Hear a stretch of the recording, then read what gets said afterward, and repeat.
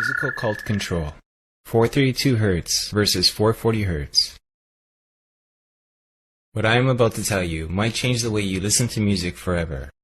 Around 1885, the Music Commission of the Italian government declared that all instruments and orchestras should use a tuning fork that vibrated at 440 Hz, which was different from the original standard of 432 Hz used in France and throughout most of the world.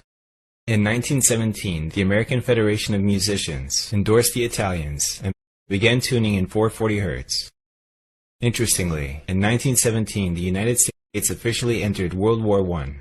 Then in 1953, a worldwide agreement was signed between all nations. This frequency became the standard ISO 16 reference for tuning of all musical instruments. This tone standard is now accepted all over the world. There remains a mystery why this frequency was chosen in the first place. In fact, there are many people who disagree with this standard. They consider the 440 Hz middle A to be an abomination against nature. There are indeed clues that points to 432 Hz as a more natural frequency for the correct middle A, also known as Verdi's A, a pure tone of math fundamental to nature and is mathematically consistent with the patterns of the universe, vibrating with pi and the golden ratio. What is 440 Hz? 440 Hz is the unnatural standard tuning frequency removed from the symmetry of sacred vibrations and overtones.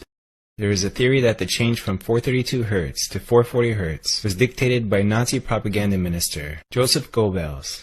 Apparently, he used it to make people think and feel a certain manner and to make them a prisoner of their own consciousness.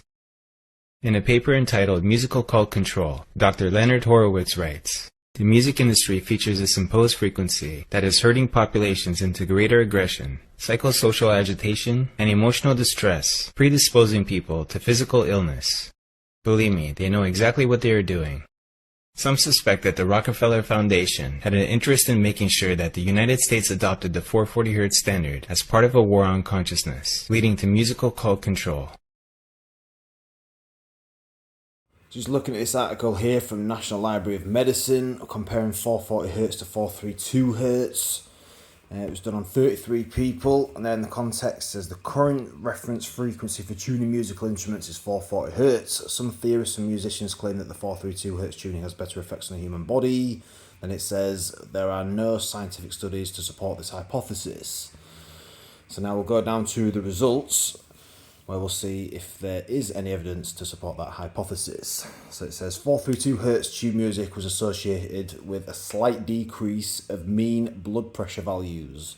And it says, although not significant, even though it is, a marked decrease in the mean of heart rate, slight decrease in the mean respiratory rate values, and subjects were more focused about listening to music and more generally satisfied after the sessions in which they listened to 432 Hz tube music.